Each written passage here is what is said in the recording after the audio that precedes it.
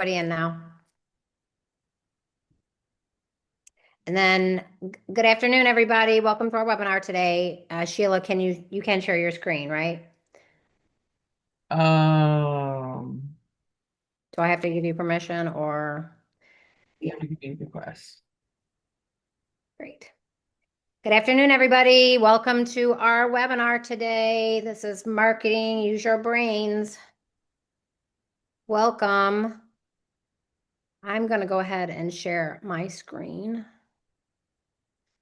Um, I don't know what that means. Uh-oh. Let's see here.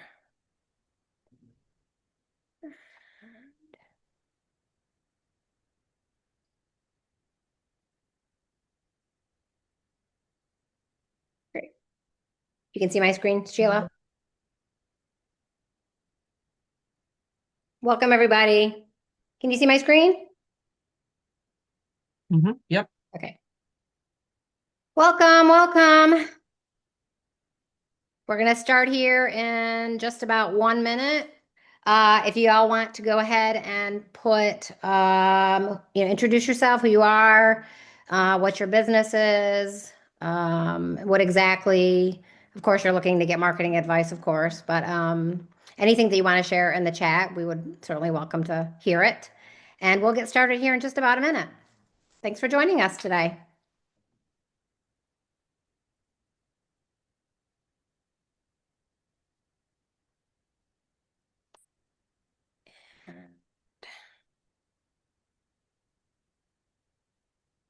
The recording of the webinar will be available on our website. You will be getting a copy of the slides within a few days after the webinar has concluded. Um, oh, I have an echo. Sheila, is there an echo? I hear Hmm. it.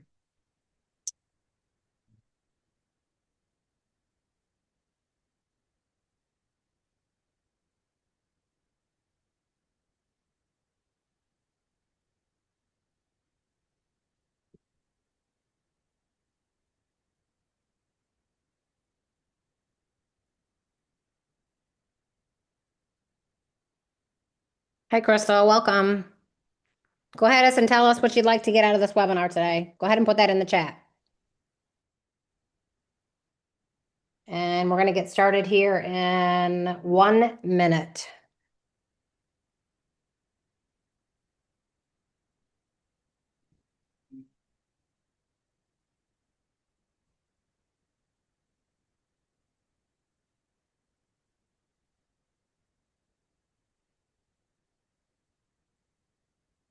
Hi, Janelle. Hi, Christy.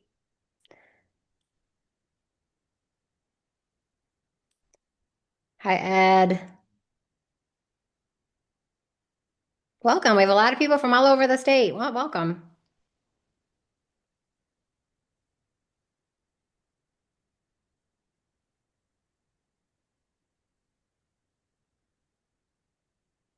Welcome, Mike.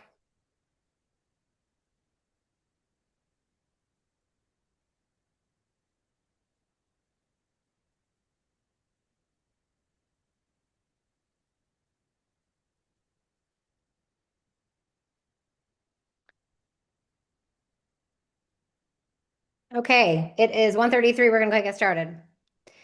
Welcome everybody. You can see my screen. My name is Andrea Kelly. I am a volunteer here at the SCORE Charlotte chapter. I will be your host and moderator today for our webinar, which is Marketing Use Your Brains.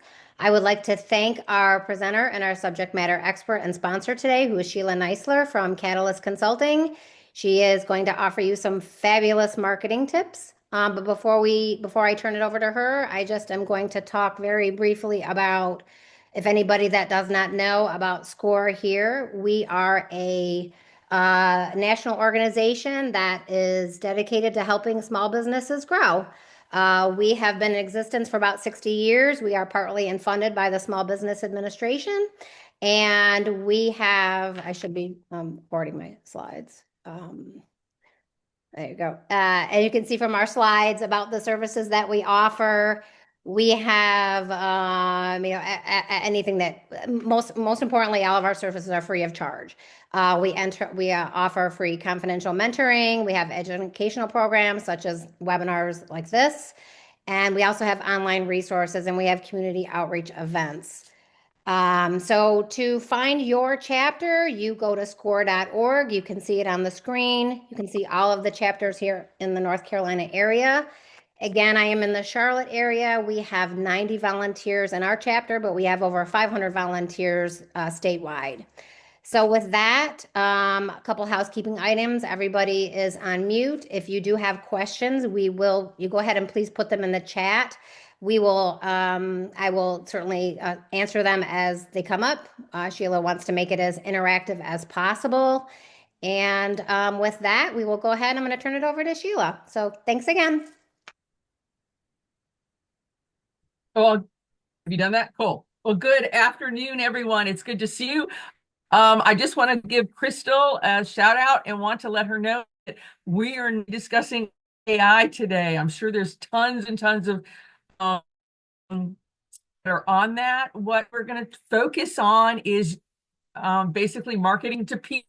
AI's really had an impact on and I'm going to share you a lot of data with you about what we're seeing as far as trends, as far as AI. But I also believe in GIGO, garbage in, garbage out. If you don't know who your target market is and you know what they need to hear, you can throw words at them all day. And so what we're going to focus on is the very core of your business. And I always call it using your brain or spending your bucks. So please, I want this to be interactive. Question, just go ahead and raise your hand. I'm not going to be able to focus on the webinar chat, but our SCORE team will help you. But anyway, it's good to be here. So let's get started.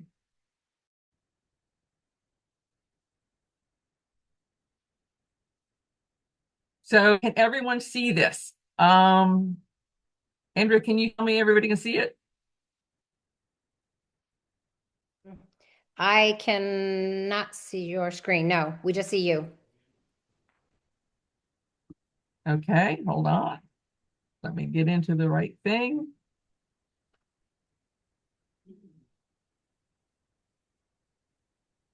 Yeah. Perfect. Right. Okay, let's begin. Okay, we can see it. Okay, anyway, thank you for being here. Let's make this fun for everyone. And again, my goal is to help you get some just nuggets of information that you can take and implement into your market plan. So let's start. Okay, this is a little bit about me. My background is in finance. I used to be a banker, and then I went into my husband and I moved from San Francisco, California to Charlotte, and I couldn't find a job. So I created my own job for small business, and I did gift baskets, and I built it up to about 12 to 15,000 baskets a year. And I got on the speaking circuit, and what happened was people liked my brains more than my baskets. But we're going to go back to this slide at some point. If you'll notice, I'm on the cover of Charleston Magazine. The one in the middle is me in the Wall Street Journal in an ad for Bell South. And then another one was the Business Journal. Great. Guess what? None of that brought me any sales. I mean, it was I was a small business owner and I didn't have a lot of money. So I said, oh, let me do PR. Let me do my own PR. And I got lots of wonderful likes and everything, but it didn't put money in the bank.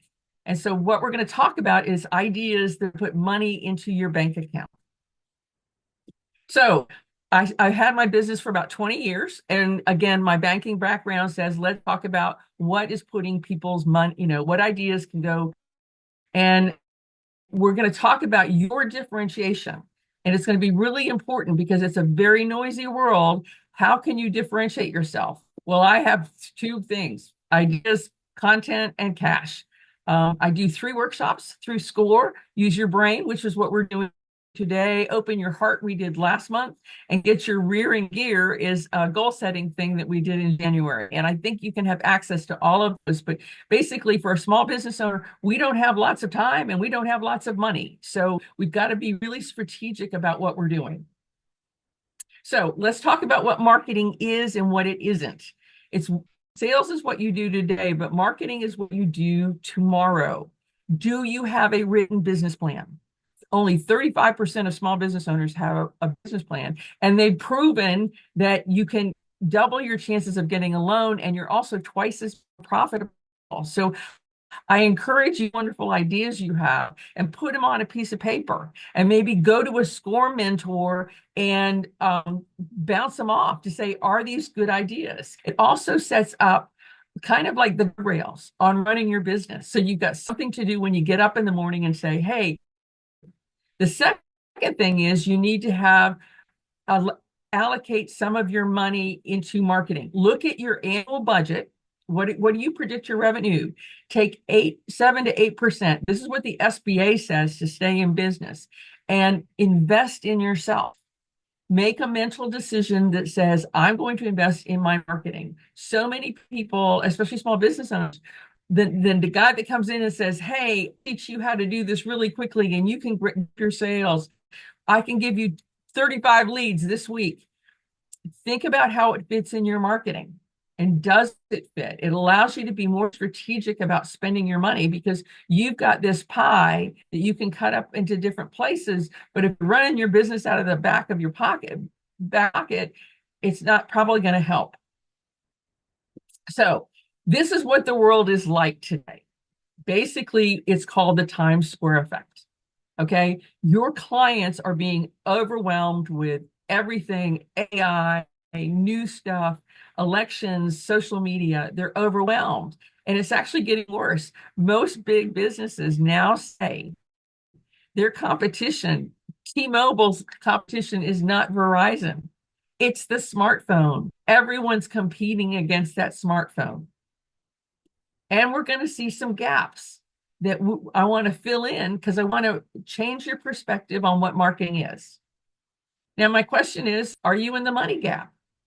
Okay, so everyone is putting their information today, who they are and what they are. Maybe there's somebody in the chat that would be an ideal client with you. Okay, so you connect. Great. That's today. Guess what? 52% of the people that you connect with that might be a good prospect, you just give up. You quit calling them, okay? Because you say, oh, maybe I'll send you an email, and you hear crickets. Well, guess what? By the third call, 75% of people have given up. They're going on to the next thing. And by the fourth contact, 90% of us have given up contacting and creating a dialogue with our prospects. And guess what? The average sale takes between 5 and 22 contacts. So that gap between the fourth contact and the fifth contact, basically the resilience to keep on going. And this 360 discussion that we're going to have will give you ideas on how to basically close that gap. The second thing we have to look at is there is a time gap. Where do you fit into that? Because one of the things happening, especially in a tenuous whipsaw economy, deals are taking longer to close. People are holding on to their money. Companies are holding on to their money. They're not hiring as many people. They're looking at what AI is going to do for their operations. So one of the things we need to do is kind of factor that in to our 5 to 22 contacts to say the sales cycle is getting longer, and just be understanding that what's going to help you is tenacity and resilience and consistency. Keep on keeping on. And then the referral gap. One of the things people think of is marketing is something outside of you, that it is it's a social media post. It's an ad. It's, an ad that you run in a newspaper, or it is, something just to kind of drive your business. But guess what? You're the biggest driver of your own business. The Harvard Business Review says if you network with external networks, you will grow your company 2 to 3 times faster. The association, if you're a member of any kind of professional association, It gets you in front of decision makers faster and increases your credibility. BNI, if you do any networking across multiple industries, their data says you double your referrals. And then there's a thing called sales. So referrals expedite stuff 3 times faster. Yesterday, I was at a Chamber of Commerce meeting and someone said, "Did you know a videographer?" Well, immediately I knew two, and I immediately got to refer them to a potential new client. So instead of that person going to Google or to AI to say, "I need a videographer," having that direct contact, oh yeah, here's her number, here's his number, it actually expedites the sales process for you. So build your internal, external network. This is why I've always believed in 360, because when I had my gift basket business, I was wasting so much money. And I realized I was doing stuff, doing webinars and emails and video marketing and direct mail. But look at the inorganic is what you pay for, organic is what you do. But the main thing is look at these conversion rates. They're 2.1%. So that means I've got to talk to, like my public speaking, I've got to talk to 100 people that are interested in my product, and I'm only clients. And you don't think about that. When I had my gift basket, I ran it in the local business journal and immediately thought I'd get a clients. I had to keep doing it over and over again because the salesperson didn't tell me that. I would have made a different decision based on that to say, okay, I ran an ad. Well, what am I going to do next? I just thought, I run an ad, I get sales. I run another ad, I get another sales. It never happened that way. So let's talk about the P's. I'm going to introduce 3 concepts that I do with my clients and then some new P's. What's your why? What's your why got you in business? What's going to keep you in business is what is your client's why? Who are they? Are you talking to the right people? Are you talking to the decision maker? And how do you tell them without stalking them 5 times? You can't, you expect crickets. You send them an email following up, calling them, hey, just wanted to say, hey, where do we stand? That kind of thing. That's going to fall on deaf ears. There's lots of content that you can use to kind of keep your name on your client's radar screen. I love this. What I say, it's what you hear. In South Carolina, I was working for a not-for-profit called Project Hope. And we had these light signs because we worked with a lot of children and we wanted to show them they were raising hope by helping with our food bank. And what we did was we were in a parade and we were walking down the street. We said left to right, HOPE. But the client and the people in the parade were seeing EPO. So that was a real important lesson to me because it's not what I say, it's what you hear. Are you speaking your client's language? So I had the privilege of working with Impact 100 in New York. They asked me to put some bags together for their members. So I created this little bag that I thought was kind of cute. And we had lots of things that the members put together. Well, I thought this was a cute little bag that people would love. But there were people setting up in the ballroom and they came out and they said, who is setting this stuff up? And I went, what? I didn't know because this was January 20th. And these were the logos that were given to me. Well, one group thought it was a Christmas present, even though it was January 20th. It was represented the Palestinian flag. And another group, Indian flag. And I'm going, wait a minute, your logo. That's why I included the green. So again, I had a vision of what we wanted to give, but the recipient saw all these other messages that I never in my life ever factored in. So think about, it's not what I say, it's what are we selling features and benefits when the client just wants to hear solutions? So all P's, price, place, and promotion. Every single webinar you're going to get, from SCORE, it's going to talk about your marketing. That's the way. Well, in 2026, it's different. What's your client's problem? What's the prediction that, what's the proof that you've solved it before? And how quickly can you do it? Again, cutting through all that noise. Again, people don't care what you do, they care why they need you. And I love this. There's a great show on Broadway called Joy. And this was the history of Joy, who was on QVC. And she's got this mop that's phenomenal. It's great. Okay. She couldn't sell any on QVC. It was not selling. The minute was, instead of she was selling the features and benefits of that mop, she said, you know what? I'm a single mom and I'm spending more time cleaning my house than making a home for children. All of a sudden, all these women, housewives on QVC related to that, to say, wow, I'm spending so much time cleaning my house. I need to be focusing on my kids and making it a home. And that's how she basically created her own industry. So again, clients, what your why is, she was selling features and benefits. What her viewers wanted was a home. And you can't outsource that. You've got to have, you can't do it yourself. So when you have an elevator speech, when you talk to someone, do you talk about what you do, or do you talk about the solutions that you create for people? And I love it. If you go to the Joy musical, there's a great video, YouTube, We Sell Stories.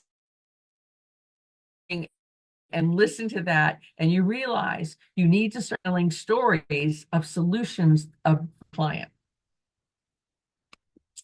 Who needs to hear it? I love the country music, looking for sales in all the wrong places. So many of us, using our brains, are talking to the wrong people. So I want to use an example of a company I worked with in Clearwater, Florida, Way to Go Rides.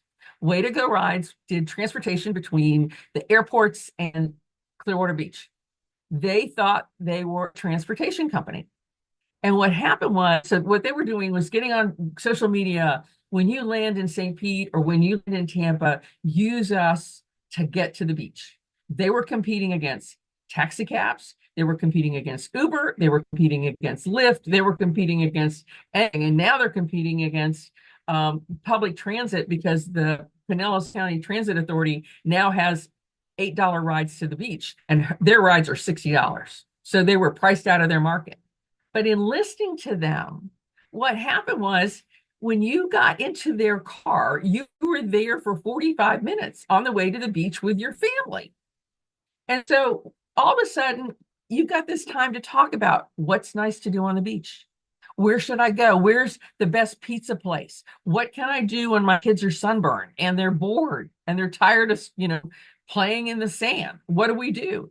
That person that was the driver was basically a concierge. So we pivoted, and see, our old was, we were a transportation company. Instead, we were a concierge in transportation services promoting local business. And we handed out collateral, very important visitor promotions. So again, that's going to be different than the experience of Yellow Cab, Uber, and anything else. And what we realized was our revenue source was going to be the people that wanted to be our cooperative marketing partners. So we had exclusive partnerships with only one pizza restaurant, only one seafood restaurant, only one bar, only one brewery, so that we could kind of promote them as being local, because everyone wants a local experience.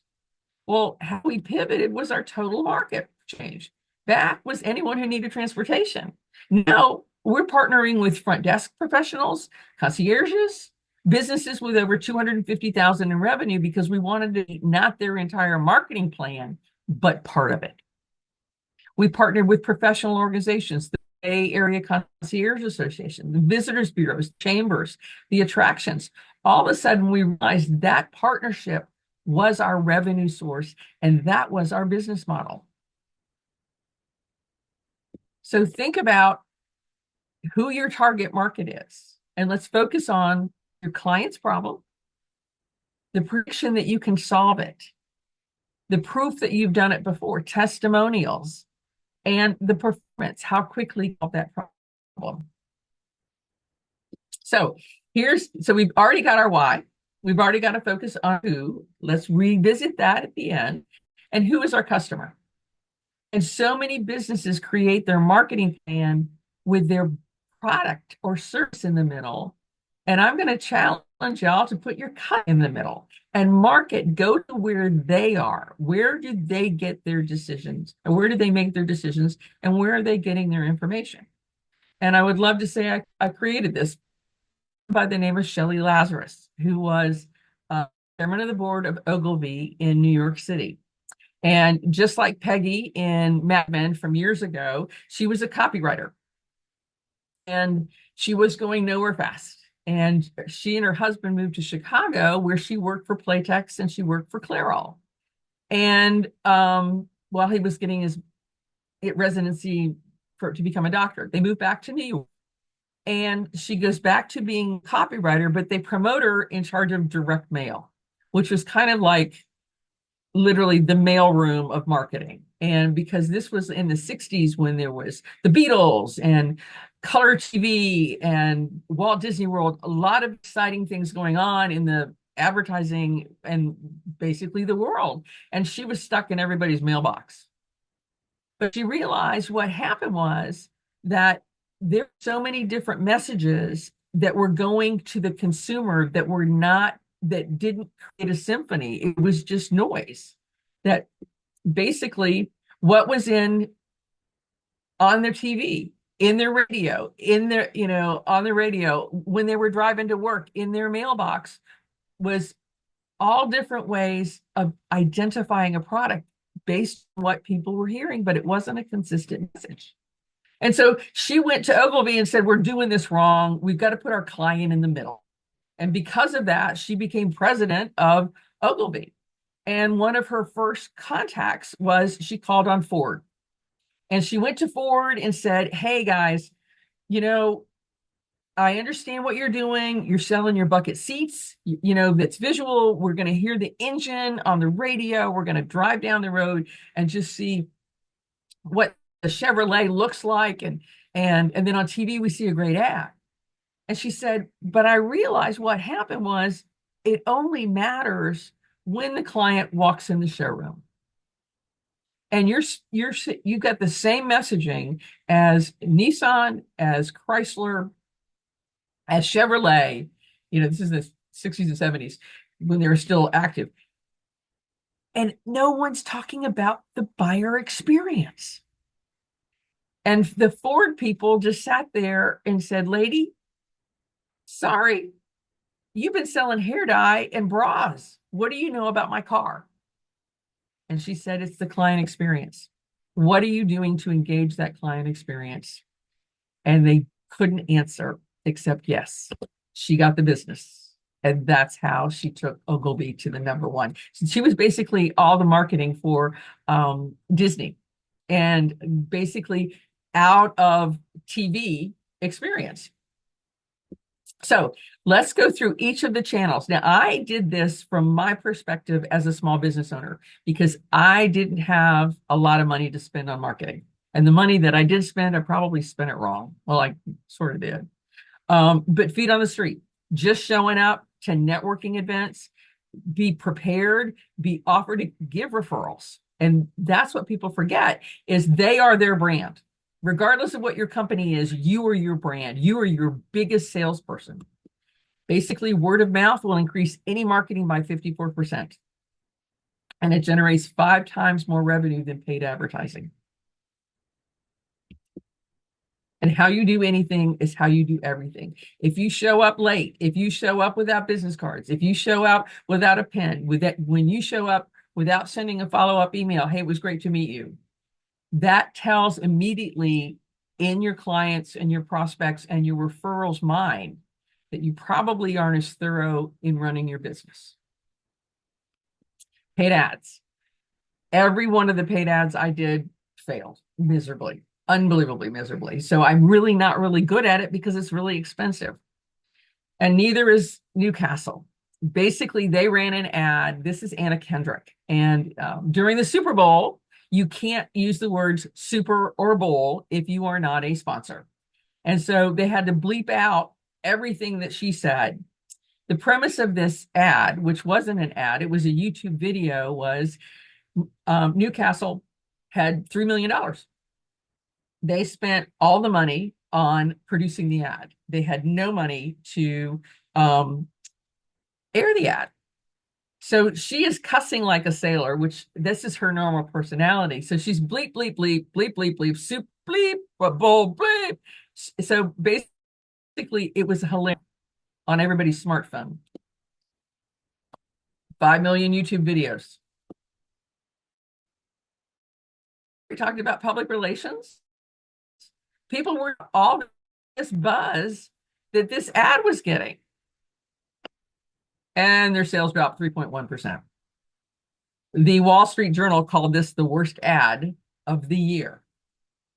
In certain areas, they had a lifestyle pop-up of Anna in front of Newcastle and say, hey, could you do me a solid and buy Newcastle for the Super Bowl? Those increased 300%. In-store display increased it. However, it wasn't enough. Now, there's more beer sold during Super Bowl than any other time of the year other than like St. Patrick's Day, and that's obviously Irish beer. But if you base your whole marketing year and your sales drop, geez, not good.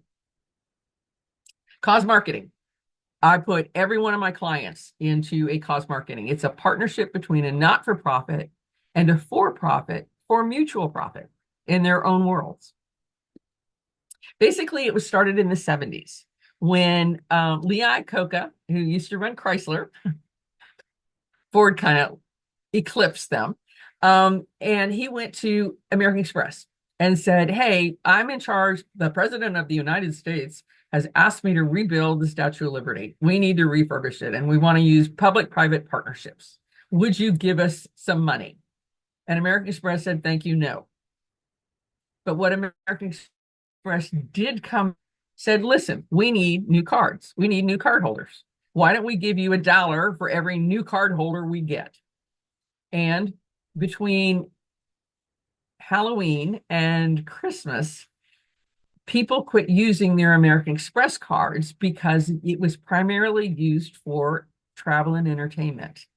And during the latter part of the year, there's lots of Halloween and there's Thanksgiving and there's lots of family travel and family events. So they noticed a slump in their usage.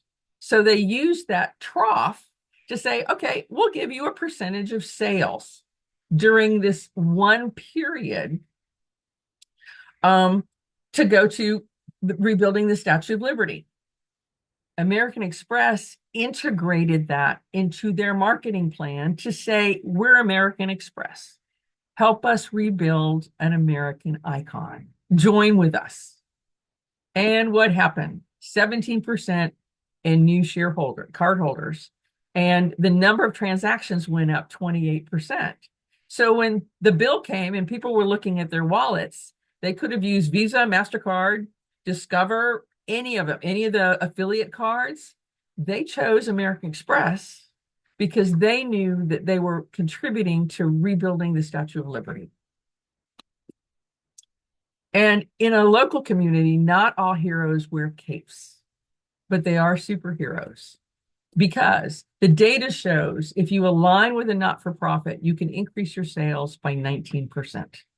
There's lots of data on this, and if you'll go back to another SCORE workshop, we go into detail on how to do it. But the two numbers that are important is the increase in sales, but also the last 74% of Americans want to know if you're supporting a cause. They want to know more about it because they want to participate in it. They want to be part of bringing hope to their community. So there's basically a cause company alignment. Okay. Identify a not-for-profit, target your demographic, talk to your employees, talk to your customers. What would they like to support locally? And use it as a promotion, but do it for the right reason. Here is Georgette. She is in Tarpon Springs. She's a solopreneur, but once a quarter, she has committed to donating 1 day of her revenue to a local not-for-profit. So she uses it as a reach out to her existing customers, maybe she hasn't seen in a while, and say, hey, come on in, get a facial. We'll support your local charity. We'll support a charity.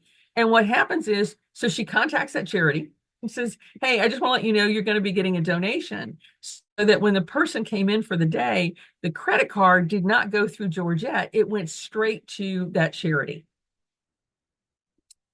During the holiday season, she had a men's night out. And basically, she was getting canned goods to feed the kids during the winter break that weren't getting free breakfast and lunch at school. And so she invited a bunch of guys. She found a guy giving cigars. She found a brewery that gave craft beers. It was a great guys' night out. And she gave some gift certificates away, but she also had people purchase gift certificates. They were all guys going, I don't know what to get my wife for Christmas or my girlfriend. I'll just get her a spa day. And then during National Nurses Week a couple years ago, she committed 1 week, one facial a month to the local nurses at one of the local hospitals. It was the biggest gift that the Nurses Week got. And by week 3, she was giving like 4. She only gave 52 gift certificates, but she was doing 4 a week. But the amount of people talking about her and the new business that were brought in, nobody knew about her. Now they do. And they now knew she's got a good heart because she's celebrating nurses. So you don't need to be a big business to have a big heart. Doing right means you got to do it right. So Set Active, what they did was they've got exercise wear. And what they said was, oh, we're going to introduce some new products and we're going to give a portion to local breast cancer initiatives. They never said how much. They never said who was going to get it. And what happened was on TikTok, the boomers went, oh, yeah, this is great. But everyone else called them out and said, you're pinkwashing. You're basically leveraging breast cancer as a way to increase your sales. And immediately there's one woman that was on there that had 1 million views to say, guys, you know me active in activewear and exercise and stuff. This is a fraud. And what they did was they had to come back and say, okay, we'll give up to $100,000. But again, the damage was already done because their heart wasn't in the right place. They just went, oh, let's just do it. No, here's some people that did do it. These were restaurants that were offering free meals during the government shutdown. You'll notice this is the Charlotte Observer. I saw in television, because I work in Florida and in North Carolina, a lot of the media were during the shutdown a year ago were basically providing meals for kids, meals for people coming in, no questions asked. They were promoting these local small businesses. And also what happened was for many of those small businesses, once people found out about it, their regulars were coming and bringing in donations and eating there. So it became a win-win, but they did it because their heart was in the right place. Market makers. This is critical. These are people that are cooperative, non-competing businesses which serve your customer base. I think there's somebody here that's a realtor. Okay, do you have a partnership with a mortgage broker, a sign person, a stager, an appraiser? That's an ideal market maker because everyone stays in their lane, but they're all trying to sell their product to the same person.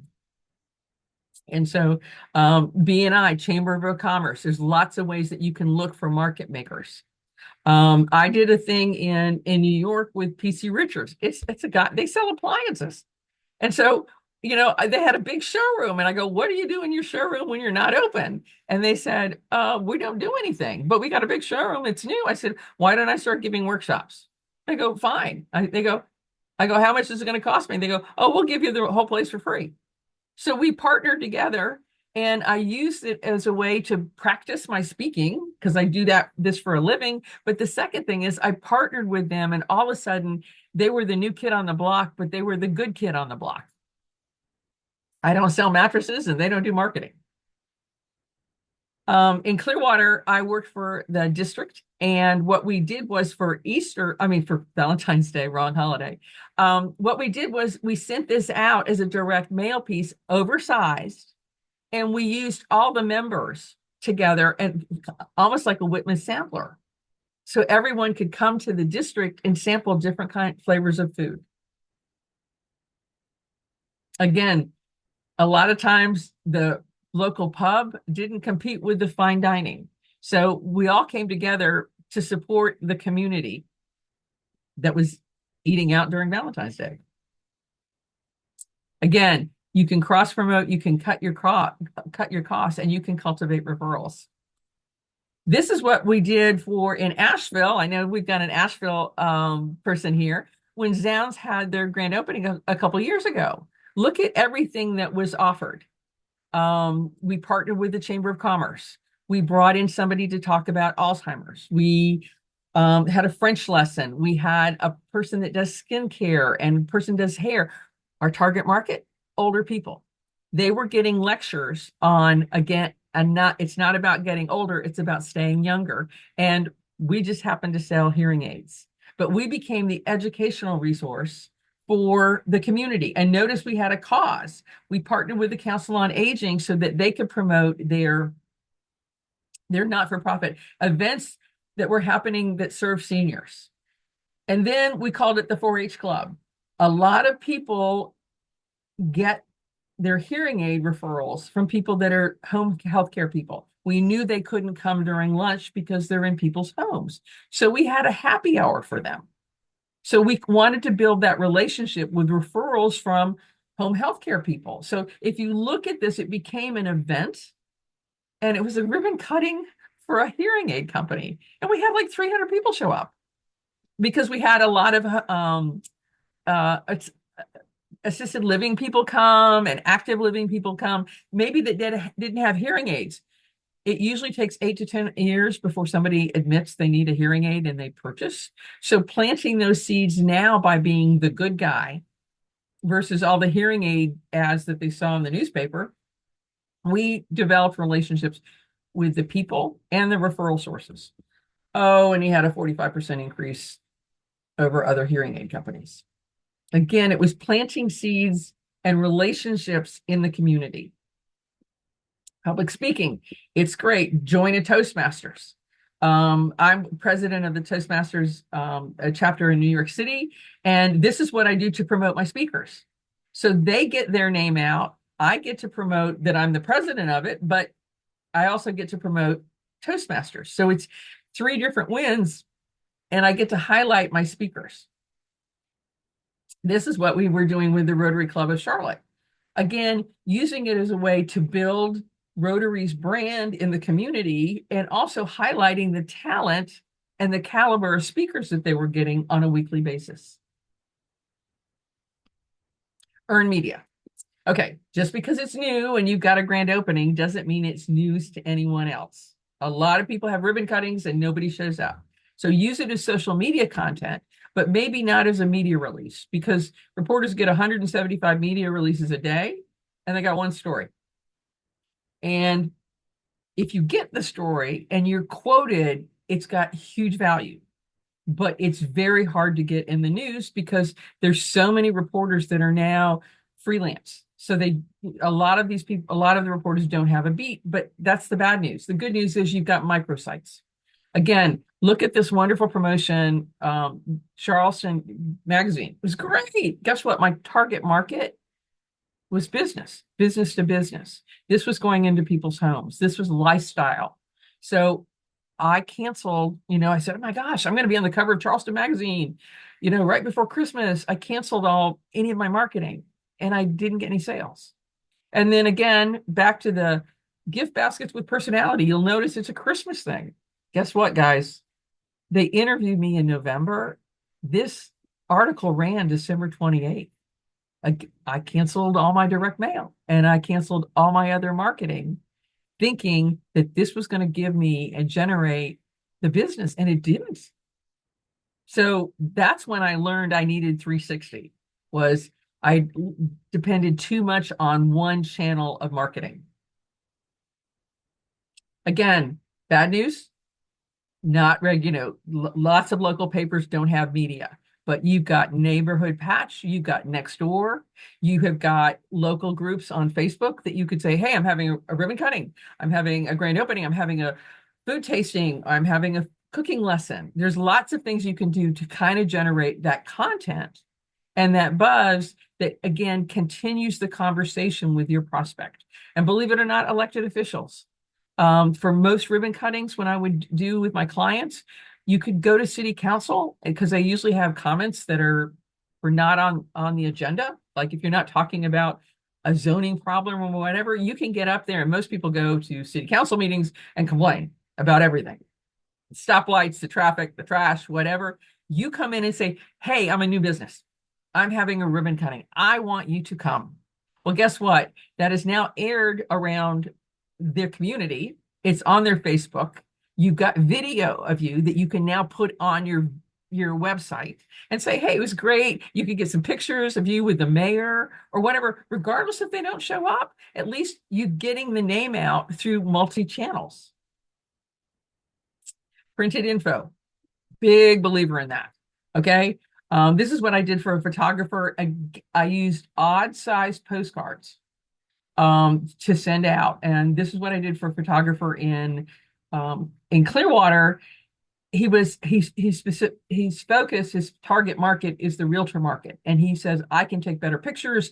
I can sell your house quicker because it's a better photo, and it's a photo that the realtor wants to sell, but the potential buyer wants to buy. And then what I did, again, when I was speaking at PC Richardson's Son, basically I created this oversized postcard that I mailed out. And I also went door to door in the community and say, hey, it's Small Business Week. Here, come, show up, bring menus, bring discount coupons. I wanted to shine the light on the attendees. I was the least important person in the room. I wanted people to build relationships in the community. And then I have an oversized postcard. And if you'll notice, the one with the 360, I've got 2 testimonials on it. So that when I send it out to people, it's in a size Monarch envelope or a size 10. It's a different size that people look at. And all of a sudden, oh my gosh, they might keep it. But they're also going to look at it a little bit longer. And then when I go to networking events, basically I use an on-site postcard, business card. A lot of it, it's not that much more expensive, but people immediately take a look at it and they remember it. But again, what was our 4 Ps? Part of it was our proof and our performance. So that's what I focus on. People don't need marketing, they need results. Client events, big believer in client events. And you don't have to spend a lot of money. You could have some of your suppliers help underwrite the cost of it. There's a friend of mine, Jeff Goodman. Every month he has a walking tour of New York, and he goes to a different neighborhood. He's got 6 sponsors that give him $250. And so that pays for the tour guide. It also pays for, afterwards, they have a networking event, and they provide free food. They go at 4 o'clock to a restaurant that's very busy around 6:30. So it's found money. It's cash bar or cash beverages, but Jeff uses that money to provide the food. But he uses a mortgage person, a handyman, a remodeler, an architect, and a title company to help underwrite the cost. Again, he stays in his lane, but he cross promotes. He's got a mailing list of 10,000 people. They may not need a handyman now, but they're going to know about it. And so that active thing that he's doing is trying to keep the community engaged.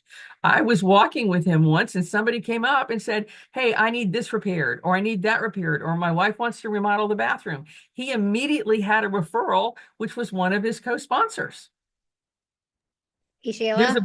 Yes. We have a question. Sure. So somebody asks, how can you help a B2B for water-based cleaning solution? How do they approach? Okay, let's finish that at the end. It's what B2B, what water-based? Water-based cleaning solution. Okay. Who's your target market? Let's talk about that in a second, but keep it. I'll address it when Okay. we're finished. Okay. But Okay. great. Okay. And then again, October, you can use that for Breast Cancer Month, but do it for the right reason. Outside special events, trade shows. Again, that B2B guy, the person that just wanted to know, what trade shows are you going to? Are you going to association trade shows? Are you going to local expos? During Small Business Week, there's probably a lot of activity in everybody's community that you could kind of leverage that. And either don't go selling door to expo. I mean, trade show, exhibitor to exhibitor. That's low class. Either get a booth, but go network. Okay. Don't try to sell your product to somebody that's paid to have a booth. For B2B, it's the most expensive budget item. But remember, most people are coming for the free stuff. They're coming for the koozies. They're coming for the pens. They're coming for the paper, the notepad, or whatever. But what happens is most people don't promote that they're going to be at a trade show. And then they capture the leads. Again, they're part of that money gap. They don't follow up and say, hey, thanks for stopping up at our booth. So again, let's go back to the people that were selling sofas and whatever. They had an outside community street fair, and we were promoting the event. And one of the things I love the fact is their target market were families in this specific location. They gave away kids' coloring books. So they weren't giving away pens or pencils or koozies. Everybody else was doing that. They were giving mom and dads coloring books and crayons. And here we go. Outside events, Carvel in downtown in Times Square, they were giving out free ice cream. And I thought, why is Carvel? Because they don't have a whole lot of locations. They've got like 300 locations. Then I did the research. They're in they're in like 8,000 grocery stores. And they partnered with Big Fog because they had a mister because it was all hot. Realized apparently Big Fog and Carvel are in a lot of arenas. So they already had a natural relationship.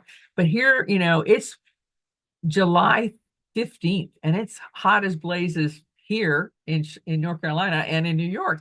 And they were giving out kids ice cream.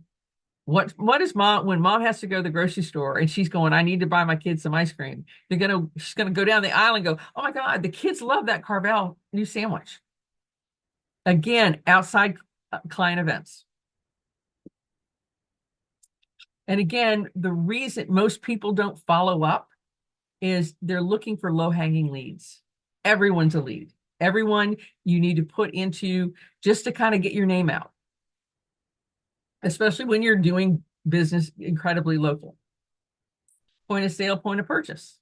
Again, what we did in Clearwater, we had posters of our events. We had a contest. There are lots of things that we did. We kind of filled there's a florist in New York that basically, by the time you got into the florist shop, you were already purchased. Because look at the displays outside of their store. You knew they knew flowers, that you knew that they were creating a unique experience. This is the kicker. I was at a group. I took a bunch of my clients out for a happy hour, and there's the server looking at her phone. It took 15 minutes to get her attention. So it doesn't really matter what our marketing is. Going back to Shelley Lazarus, what's the client experience when you get in the door? Are you treating them like it's great? We're glad you're here. How can I help you? Direct mail. I'm a big believer in direct mail. If you look at what the response rate is, it's significant over social media. And here's some of the things that I did with my clients to kind of get my name out. I was calling on all the chambers in North Carolina. And I said, I'm here to help you increase your members' payday. And just something cute that I sent out during, obviously, Halloween. The next thing I did was when I do a lot of public speaking, the data shows that people are looking for workshops just like this. They're not looking to get motivated. They're not looking for this wonderful Tony Robbins, you can change the world. When the economy gets tough, people want more steak and less sizzle. So I found these little jars of A1 sauce that I sent out to meeting planners. Again, differentiation, but reinforcing what meeting planners wanted. They wanted more substance in their workshops.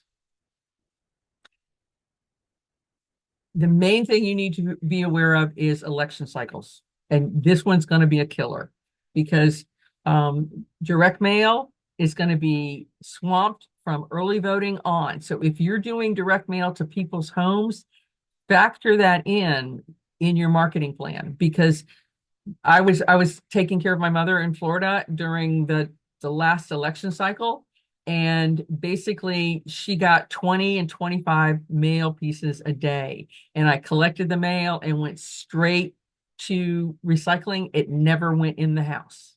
So make sure that you time your direct mail to consumers around those election cycles, because otherwise you're just wasting postage and wasting paper. Digital, okay, it's still the wild, wild west. This is what's going on in the world of digital. And this is what somebody asked about AI. AI has caused web traffic to drop 50%, click-throughs 30%. And again, 51% of all internet traffic is done by bots. And I don't know about you, but I'm selling to people, not bots. So you have to factor that in, that don't use that as a single channel. And again, people that are on, they're scrolling. 95% of people, once they like the Facebook page, they never go back to it. At one point, if you post it on social media, less than 5%, unless you boosted it, paid for boosting, less than 5% of your friends or your contacts actually saw it. Right now, only 40% of people trust what's on the internet. So there's a high distrust. So I encourage you, keep digital, but have other channels that you can leverage. And again, Forrest Research, Facebook you only get 2% of your brand's customer base. I had a client come to me and say they had an SEO guy and they fell off the first page, and they said, well, Google changes its algorithms. And I went, yeah, it does it about 600 times a year. So, some people are playing whack-a-mole. Yes. Okay. And LinkedIn, again, that's a B2B platform, but please understand, look at the conversion. It's less than 3%. And so this is what I encourage people to do, is have, just like when you sit down for dinner, you have a protein and you have a starch and you have a vegetable and you have a drink. You've got lots of things on your plate to make a meal. That's what your marketing plan should look like. So again, what's their why? Who are they? And how do you talk to them? Again, the old P's: product, price, place, promotion. The new thing is problem. Can you solve it? Show me you've solved it before and how quickly. And for you, planning, have a marketing plan, have a business plan, persistence. I always say budget your rejection, because the average sale is going to take 5 to 22 contacts, and most people give up.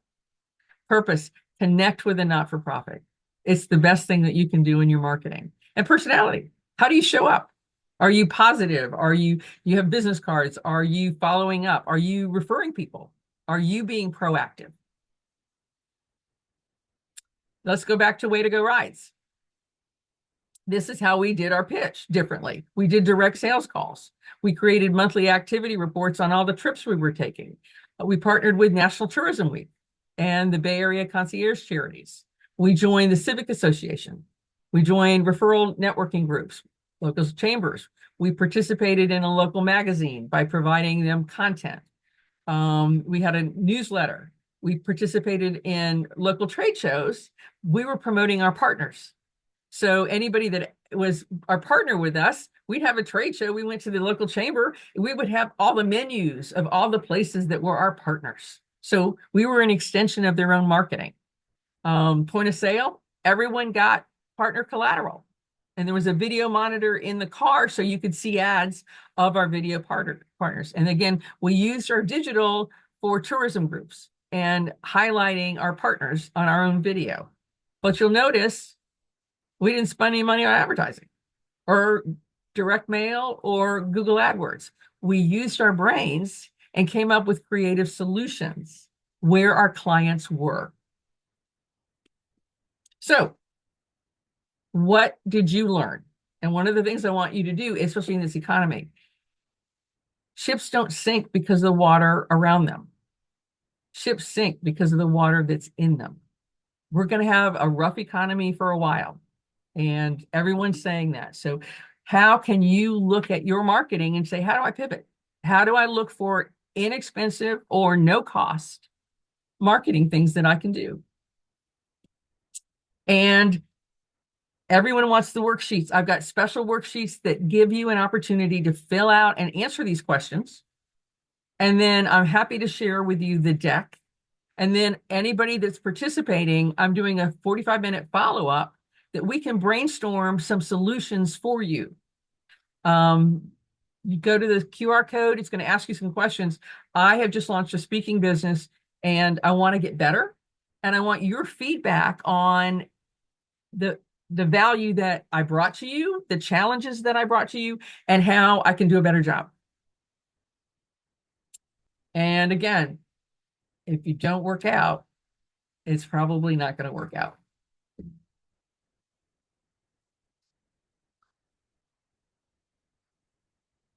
And I am done. I'm welcome to answer any questions.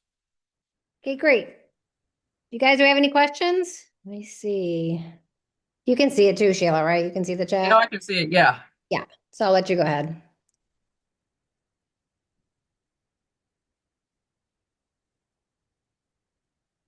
And one of the things I want to do, I want to make sure that everybody gets the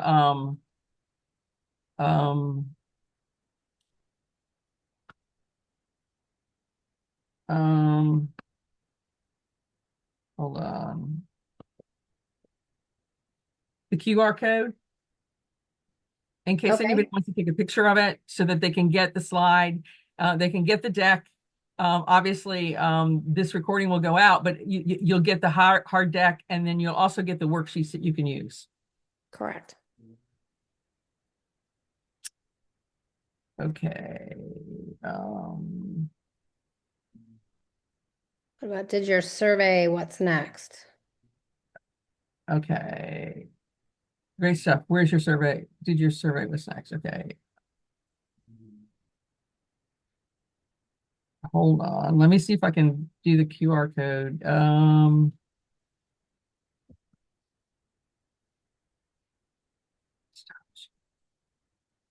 Okay.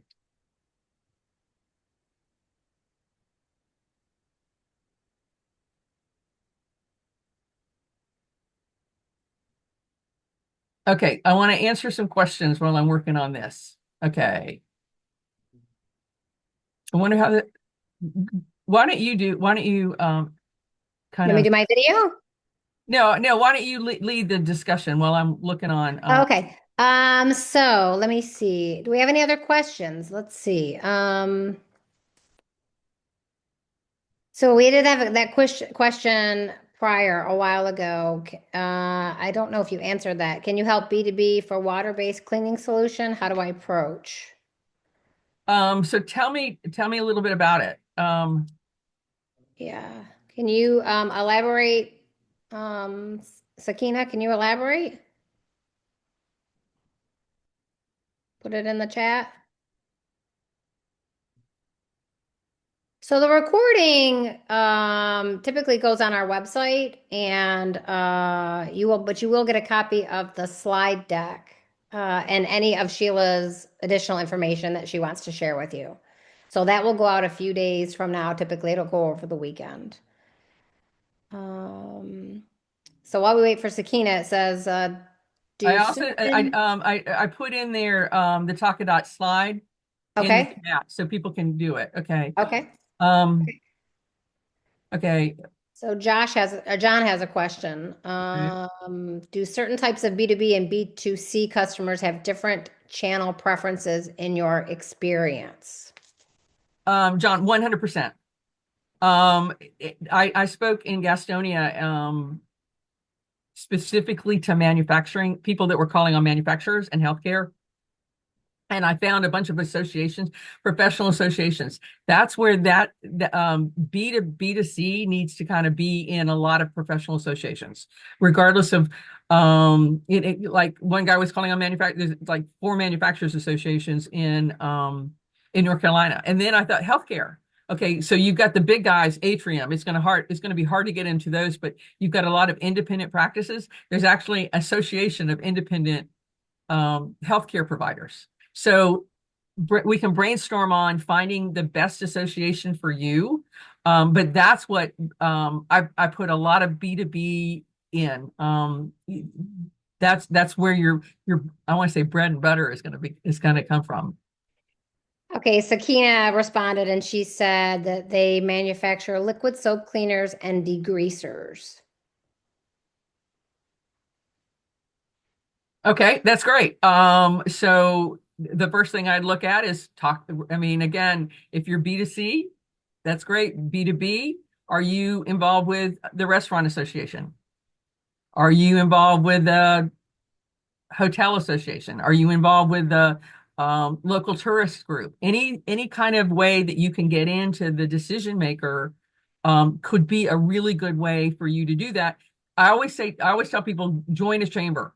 Um, because it's almost like a Cheers where everybody knows your name. It's a great place to find it. But if you want to find in the B2C world, I mean B2B world, find those associations, find those professional groups that can make a decision, that aligns with you. And so if you manufacture soap cleaners and degree, there's lots of, I mean, you could partner with a uniform group, people that provide uniforms, people that do laundry for hotels because they're looking for this, you're going after the same decision maker in that property. Okay, Noreen, I am trying to market my British baking cookbook. Please respond. People respond really well at book signings in person, but my online sales are nowhere near. Any ideas? Um,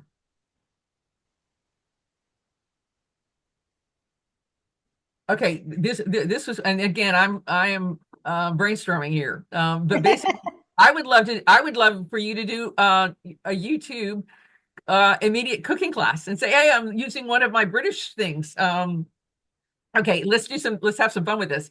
Have a YouTube and say, oh, here's something out of my book. So you now have got content. You can say, this is how you cook this. This is why I do this. The second thing is World Cup. Go in your community and find a British pub. Maybe you could, basically serve food or prepare something and say, hey, I'm selling my British, let's go Brits, at the World Cup. So there's lots of opportunities you could have fun with. You could be creating something. Hey, are you hosting a World Cup with the British? When the British are playing, here's a recipe for it. So there's lots of things that you can kind of integrate what's going on in the world. And I'm actually working on a thing called Pubs Across the Pond. And basically, maybe you could find a British pub that would love to serve your food, or you could cook and say, use my recipe or something. And so you could get some comments from people. There's lots of things that you could kind of build the froth that you could do. The other thing is maybe you go to the local television. I mean, a lot of these people have lifestyle shows in the morning. You could say, hey, it's the World Cup and the Brits are playing. Here's an ideal thing. Here's an ideal British spread for your, World Cup watching. I like it. The questions are coming now. Bobby has a question. I have a government contracting company. How would I market my company? Do I even need to as I bid on contracts? Well, there's a lot of no bid contracts right now. The other thing is who's your target market? I mean, I think that's the main thing, because every single one of the government contracts, this is going to put you at the head of the class. If you're dealing with local, and you want to expand your business, if you're dealing with local cities, guess what? There's a National Association of City Managers, and they have trade shows. County managers. There's a National Association of Finance Directors for cities. So because they all want to learn together. They all want to learn best practices. And this would be your opportunity to be front and center, because you've already got a relationship with one city or one county or one school board. So look at, again, lean into where your existing customer is. It doesn't hurt to build relationships. I mean, a lot of times, you've got some no bid contracts, and a lot of times they can justify not going with the lowest bid. Okay. Sharika, she just got her home care license and it is Medicaid approved. What is the best way to market it? The home care business, Medicaid approved. Go to personally, I would go to independent physicians that serve senior citizens. Because you might have to navigate that a little bit, because you're not going to be able to go into the big hospitals because they already have contracts with home health care people. So a couple of things that you can do is, again, go to independent people. You can go to chiropractors. They're all independent and they're seeing older folks. The second thing you could do is go to the Senior Citizen Center. Find out how you can support what the Senior Citizen Center is already doing. You can go to the Alzheimer's group. Again, your target market are older folks. And once they meet you and realize how nice you are and say, man, if I'm going to have somebody in my home, it's going to be you. So build that relationship within your niche of who you're trying to serve. Bobby, he needs help marketing his puzzle company. Google Ads didn't work. He's now looking at USPS mailers.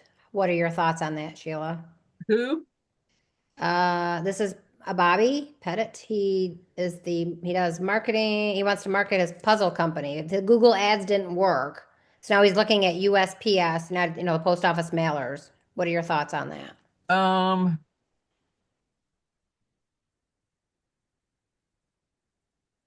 Is this Bobby that does clothing uniforms? Bobby Pettit, 237, need help marketing the puzzle company. Google Ads didn't work. Do you see that? I have the puzzle company. What kind of puzzles? Oh, I don't know. Bobby, tell us what kind of puzzles. Oh, wait a minute. Then he says my niche is clothing uniforms. I'm not sure. He has two different, let's see if he responds. Oh, he does. He's saying he does both. Well, you got two different markets. I don't know what kind of puzzles you are. I mean, are they kids' puzzles? Yeah,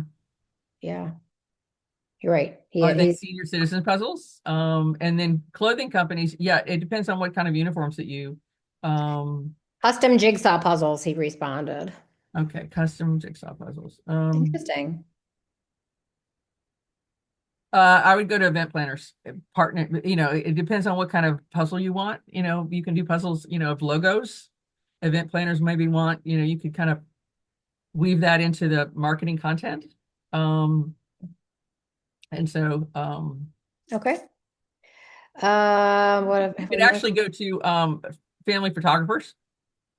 And so we get a portrait of our family, make it a puzzle. I mean, so that's a good, you could do something like that. And then you could kind of go on Etsy. I mean, that would be fun to sell on Etsy, Oh, okay. So what he says he does is you submit a picture to him and then he turns it into a puzzle. Okay. Interesting. Let me see. We have, have I missed any here? Best way to, Angie wants to know the best way to market a private counseling practice. I work primarily with women, children, teens, and parents. I offer child and teen therapy. therapy for women and parenting support. I'm trying to get more women and reduce the amount of children clients. So Okay. for my Okay. Well, also, primary, I've seen some thing. My internet seems slow. Okay, sorry about that. EPO is Hope backwards. It was Project Hope, and people were reading it backwards. Repeat the 4 Ps. Rachel, I sent you my QR code. It's got all that information on it. Atomic Habits, the book. Why wasn't it touched on? It was what I did with a bar, a local wine bar, was we created a reading club, and that was one of the books that we discussed. And so that's why we used it as content to say, okay, we're having a book club meeting tonight. We're going to be reading, or, next we gave them I had a 3-week runway. And so what we did was we said, okay, this local restaurants, this wine bar's having Atomic Habits, but then we started using part of the Atomic Habits to keep promoting the event and the book club. okay.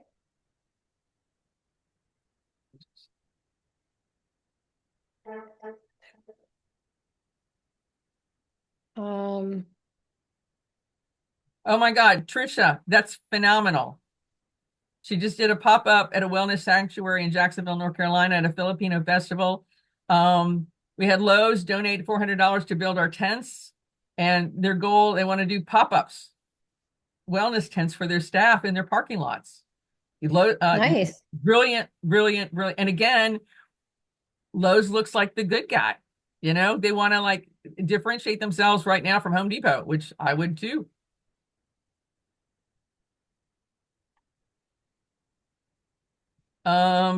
Patricia, sorry, I don't, can you look I at, don't see, yeah, Patricia sent a question a few minutes ago. I don't see her question. Uh, Patricia, go ahead and resubmit your question. Okay, private counseling practice.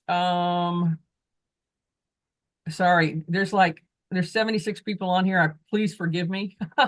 Okay, best way to market private counseling practice. I work with women, children, teens, and parents. One of the things I would look at is, off the top of my head, I would look at your local houses of worship. 2 things: houses of worship and also private schools. The reason is it's going to probably be hard to get into public education because they'll want a contract versus a private school that's going to have a lot more personal relationships. And again, a lot of the churches, a lot of the houses of worship have gotten really strict about, if there is a family problem, they will go to the minister. The minister can probably only see them at most 3 times because they want to protect the relationship and protect the family. I know I'm Presbyterian, and that's what they do. So they refer people out to a private counseling that's not related to the church because they don't want any untoward with all the problems that they've had with churches and inappropriate relationships. So a lot of the religions have established those guardrails to protect both the families, the individuals, and the church itself. I hope that helps. But I think that's where your target market is. The other thing is, if your niche is what do you help them with? If it's teens, is it divorce? So go to a divorce attorney and say, hey, I want to do a workshop. I want to talk about the trauma of divorce on children. Or is it eating disorder? So you can go to a school and say, hey, I would be honored to do a speaking gig to talk about this. This is what I'm seeing with some of my patients. So you're actually providing education, and you're basically positioning yourself as the expert. So when the need arises, you're top of mind. I hope that helps.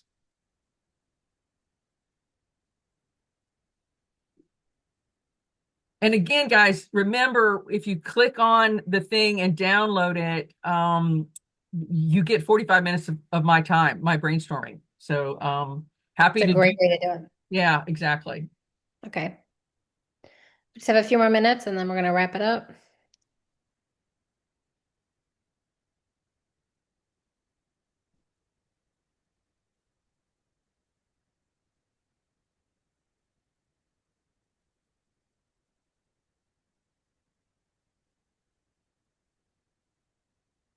Okay, I'm almost finished with my plan for an experiential old board. Patricia, I'm reading your thing. What can I do? Building interest with potential customers. Start going to chamber stuff. Start going to the learn more about what the travel industry is doing in your community. That would be a great way to get your name out. In the meantime, because you're showing up. I mean, it used to be, what is it? 90% of success is showing up. It's now 95% because most people are still working behind their computers or behind their smartphones. The fact that you're going really puts you in the room and you're top of mind. Okay, somebody just completed the survey. They would like to know when I click on the thing for 40, where does it show the time? That's one. And then somebody wants to see your QR code again. Okay. Okay, here's the QR code. I'll send you a calendar. Thank you, whoever sent me the heart. Thank you.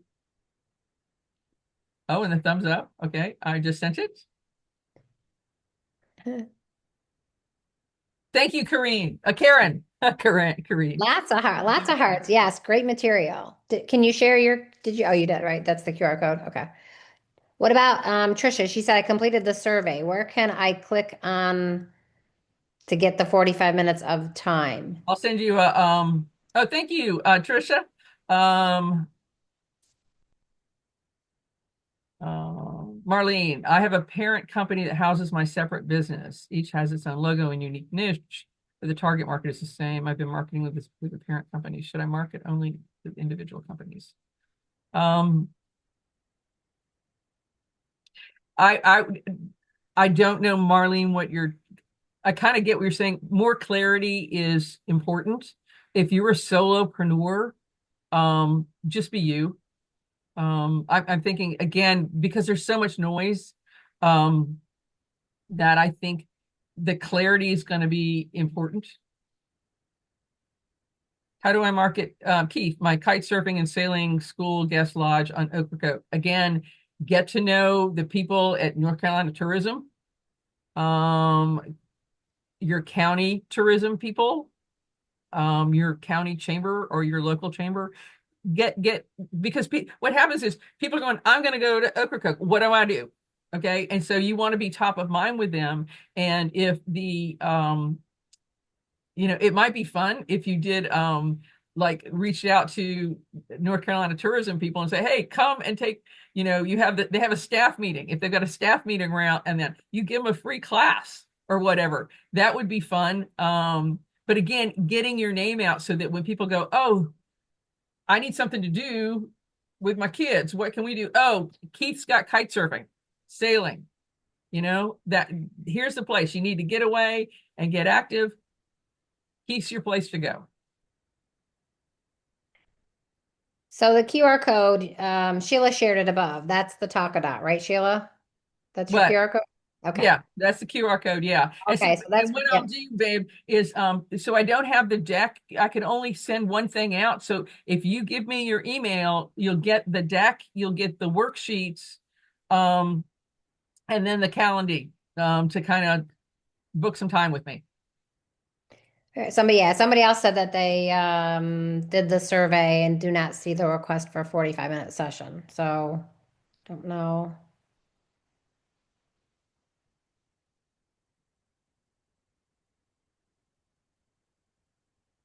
Oh, they're not seeing the QR code. She has it in the webinar chat. You have to download it, guys, to Yeah, click you on it. only see Mila, the only thing that I can do is Yeah, one thing. I didn't want to combine it all and you get this 50-page download thing. yeah. So basically, I'll capture your email address and follow up with the worksheets, the deck, and then the appointment. Right. And you'll also get a copy of all of this with the score follow-up process as well. So you will receive the slide deck within a few days. Um, yeah.